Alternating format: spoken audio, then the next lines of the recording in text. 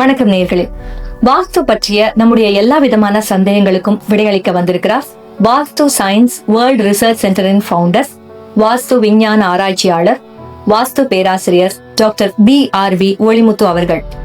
இந்த வாரம் north facing வீடுகள், அதாவது வடக்கு பார்த்த வீடுகளின் அமைப்புகள் பற்றியும், ஜியோபத்திக் ஸ்ட்ரெஸ், அதாவது பூமிக்கு அடியில் உள்ள மின்காந்த புலன்களால் ஏற்படக்கூடிய பாதிப்புகள் பத்தியும் அதை எப்படி நிவர்த்தி செய்ய முடியுங்கிறத பத்தியும் தெரிஞ்சுக்க போறோம். அவரை சந்திக்கலாம் இப்போ.